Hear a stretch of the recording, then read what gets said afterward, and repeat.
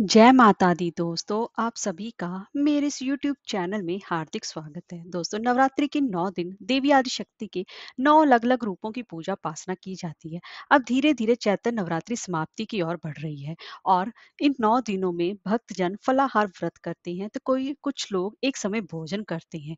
तो अब अष्टमी और नवमी तिथि पर और दशमी तिथि पर व्रत का पारण भी करते हैं। तो मान्यताओं के साथ नवरात्रि के दिन इन 9 दिनों की पूजा के बाद दशमी पर कलश विसर्जन भी किया जाता है। तो दोस्तों, आज की इस वीडियो में हम जानेंगे कि नवरात्रि व्रत का कब, कैसे और पारण करना चाहिए और इसी के साथ साथ कलश विसर्जन कैसे करना चाहिए, कलश के नारियल को तोड़ना चाहिए या नहीं, सुहा की सामग्री का क्या करना चाहिए, कलश की सामग्री का क्या करना चाहिए, उसमें जो हमने पान, सुपारी, लौंग, इलायची, फूल माला, पूर्ण पातर और आम के पल्लव रखी हैं, उनका हमें क्या करना चाहिए, नवरात्रि की चौकी हमें कब उठानी चाहिए, ज्वारों का विसर्जन हमें कैसे करना चाहिए। तो चलिए, और अखंड ज्योति का उसको हम कब हटाना चाहिए, यही सब बातें आज की इस वीडियो में हम जानने वाले हैं। तो चलिए वीडियो शुरू करते हैं। तो दोस्तों, अगर आपको हमारी वीडियो अच्छी लगी हो तो लाइक, शेयर और सब्सक्राइब करना ना भूलें और कमेंट बॉक्स में जय माता दी अवश्य लिखें। तो चलिए वीडियो शुरू करते हैं। देखिए दोस्तों, नवरात्रि पारण को लेकर अलग अलग जगहों की अपनी अलग अलग परंपराएं हैं। कुछ लोग 7 दिनों के व्रत रखते हैं और अष्टमी तिथि को व्रत का पारण करते हैं। तो कुछ लोग 8 दिनों का व्रत रखते हैं। नवमी तिथि में माँ सिद्धिदात्री की पूजा के बाद कन्या हवन और कन्या पूजन करने के बाद व्रत का पारण करते हैं। और कुछ लोग प्रतिपदिता से लेकर पूरे 9 दिनों का व्रत रखते हैं, जो कि दशमी तिथि को पारण करते हैं। आपको जैसा आपके यहाँ होता हो आप उसके हिसाब से कर सकते हैं। अगर आप यहाँ अष्टमी पूजी जाती है तो आप अष्टमी के दिन माता के व्रत का पारण करेंगे और पहले तो आप सप्तमी तक व्रत रखेंगे और फिर अष्टमी के दिन प्रातःकाल नित्य क्रियाओं से निर्वृत्त होकर स्नान के बाद अपनी कुल देवी माता महागौरी की पूजा उपासना करेंगे और फिर आप हवन करेंगे और उसके बाद उनकी प्रिय चीजें, उनका प्रिय भोग लगाएंगे, जिसमें कि हलवा, पूरी, सब्जी सभी कुछ शामिल होगा। उसके बाद कन्या पूजन करके, कन्या पूजन के बाद प्रसाद ग्रहण करके ही अपने नवरात्रि व्रत का पारण करेंगे। और जो लोग अष्टमी तिथि तक व्रत करते हैं, वो नवमी तिथि पर ऐसे ही उनकी पूजा उपासना, माँ की पूजा उपासना करके, उनको भोग लगाकर, हवन करके, कन्या पूजन करके अपना यह जो व्रत है वो खोलेंगे। और कुछ लोग 9 दिनों का व्रत रखते हैं, वो दशमी तिथि के दिन व्रत का पारण करेंगे। तो जैसी आपके यहाँ होता आप उसके हिसाब से ही अपने व्रत का पारण कर सकते हैं। ऐसा उसमें कोई भी दोष नहीं है कि इसमें आपको कोई दोष लग जाएगा।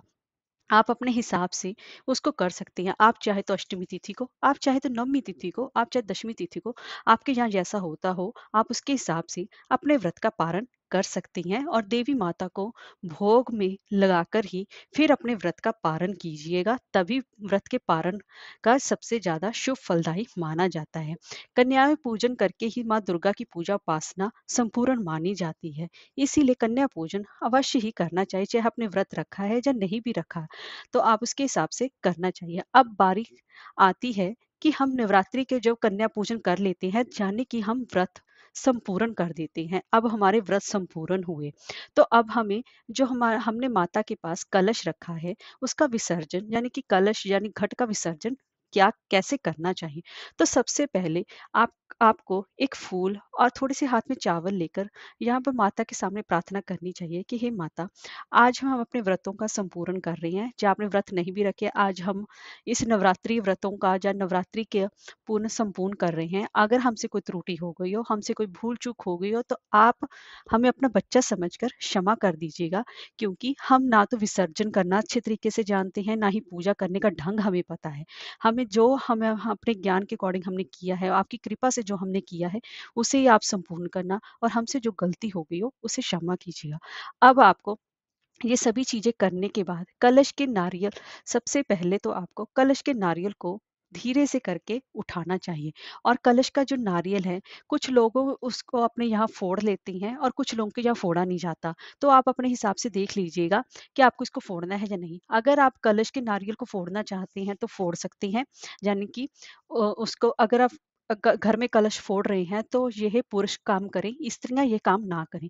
अगर आप नहीं फोड़ना, वैसे तो कलश के नारियल को कभी भी फोड़ा नहीं जाता, क्योंकि हमने इसे सभी पूरी देवी देवताओं का निवास माना है, इसीलिए इसको नारियल को फोड़ा नहीं जाता। तो आप इस नारियल को अगर नहीं फोड़ रहे हैं तो आप इसे चाहे तो जल में प्रवाह कर सकते हैं, नहीं तो आप इन्हें मंदिर के पंडित को भी दान में कर सकती हैं। जैसा आपको ठीक लगे आप उसके हिसाब से इस चीज़ का कर सकते हैं।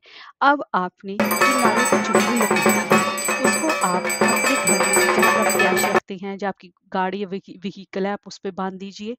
और इसी के साथ ये जो नारियल वाला है हमारा ये कंसेप्ट अलग हो गया। अब उसके अंदर जो मतलब हमने पत्ते रखे हैं आम के पल, पहले तो हमारा पूर्ण पात्र आएगा। पूर्ण पात्र को अब उठा लीजिए। पूर्ण पात्र पर हमने जो चावल रखे हैं उसको आप अपने छत पर चिड़ियों के लिए डाल दीजिए। ये चिड़िया अपने आप ही खा लेंगी। अब उसको प्लेट को आप उठा लीजिए। अब उसके बाद जो आम के पल्लव रखी हैं इसको आप विसर्जन के लिए रख दीजिए। इनका काम विसर्जन होगा। अब हमने जो कलश है उसमें जो जल जल डाला है, इसको आप अपने घर में थोड़ा थोड़ा सभी जगह छिड़क देना चाहिए। आप चाहे तो इसको अगले दिन अपने नहाने के पानी में भी थोड़ा थोड़ा करके इस्तेमाल कर सकते हैं। पूरे घर में आज के दिन जल छिड़कने के बाद अगले दिन आप इसको अपने नहाने के पानी में इस्तेमाल कर लें।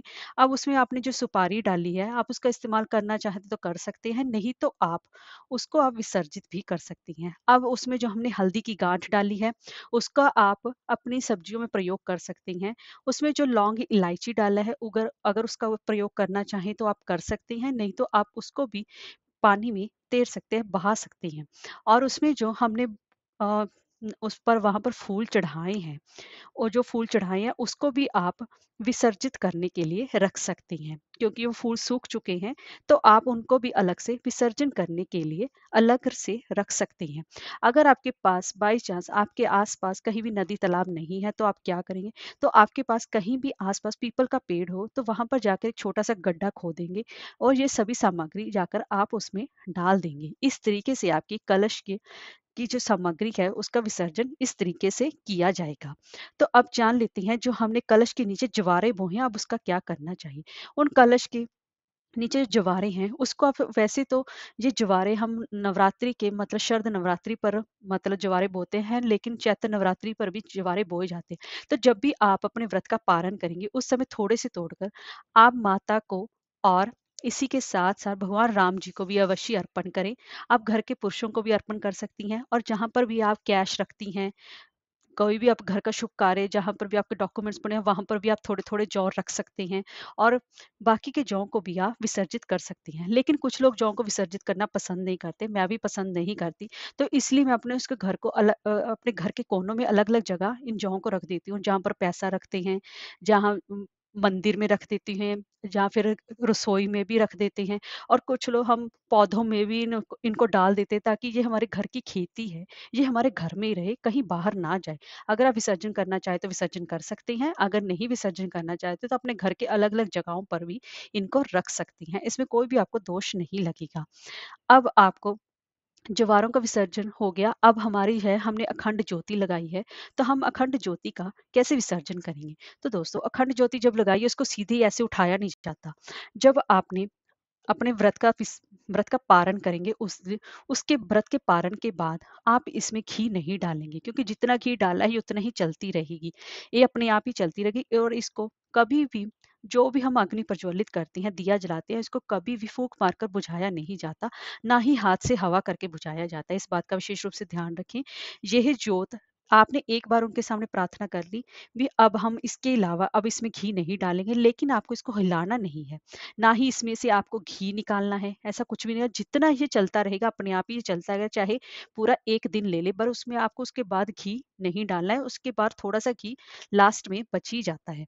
लेकिन आपको उसको तुरंत नहीं उठाना है, ये जोत अपने आप चलती रहेगी, ये अपने आप ही बढ़ जाएगी। इसको आपको नहीं हिलाना है, इस बात का विशेष रूप से ध्यान रखें। जब ये जोत हट जाए, बढ़ जाए, तब उसके बाद आप इसको उठा सकते हैं। अगर आपके पास पीतल का आपने पीतल में जोत लगाई है तो इसका आप दोबारा इस्तेमाल कर सकते हैं। अगर आपने मिट्टी का मिट्टी का ही दिया लगाया है तो आप उसको विसर्जित कर सकते हैं। इस तरीके से आप अखंड ज्योति का विसर्जन करेंगे। अब हमने जो माता की चौकी लगाई है, जो अगर आपने जो माता की फोटो रखी है, सबसे पहले तो आप उसको उसकी सही जगह पर जहाँ पर भी आप पूजा उपासना करते हैं वहां पर रख देंगे। जो माता को फूल वगैरह चढ़ाए हैं आप उसको विसर्जन के लिए रख देंगे। जो माता को आपने सुहाग की सामग्री चढ़ाई है उसमें से कुछ सुहाग की सामग्री आप अपने लिए रख लेंगे और कुछ अपने घर वालों के लिए रख लेंगे और कुछ आप बाहर जाकर भी दान कर देंगे तो अति उत्तम रहेगा। सारी सब सारी मतलब जो सामग्री है, सुहाग की सामग्री वो खुद इस्तेमाल ना करें, वह दूसरों को भी बाँटे, तभी अखंड सौभाग्य की प्राप्ति होती है। ऐसा करना अति उत्तम माना जाता है। और वहाँ पर जितनी भी बिखरी हुई जो आपने वहाँ पर अष्टदल कमल बनाया है, उसके जो चावल हैं, आप चिड़ियों के लिए डाल दें तो उत्तम रहेगा। जो आपने कलश की स्थापना की है, अगर मिट्टी का कलश लिया था, तब तो आप उसको विसर्जित कर दीजिए। अगर आपने मतलब पीतल का कलश लिया था, उसको आप अपनी पूजा की में दोबारा इस्तेमाल कर सकते हैं। और इसी के साथ-साथ इस तरीके से जो जहाँ पर आपने जौ बोए हैं, जिस मिट्टी अगर मिट्टी के बर्तन में आपने जौ बोए हैं, तो उस मिट्टी के बर्तन को आप विसर्जित कर दें। अगर आप कुछ लोग ज़मीन पर मिट्टी बिछाकर ही जौ उगाते हैं, तो उसमें वहाँ पर कुछ भी करने की ज़रूरत नहीं है। इस तरीके से आप माता की पूजा उपासना करके अपने व्रत का भी संपूर्ण फल की प्राप्ति कर सकते हैं। और इसी तरह से माता की इस स्वरूप की पूजा उपासना करके अपने व्रत का पारण और इसी के साथ साथ कलश विसर्जन और अखंड ज्योति का विसर्जन और जवारों का विसर्जन करके अपने संपूर्ण चैत्र नवरात्रि के व्रतों का पूर्ण लाभ की प्राप्ति कर सकते हैं। और माँ से हाथ जोड़कर क्षमा प्रार्थना अवश्य करें। जो भी भूल चूक हुई हो, वो माता हमें क्षमा करे, क्योंकि हम ना तो विसर्जन करना ढंग से जानते हैं और ना ही पूजा करनी ढंग से जानते हैं। जय माता दी।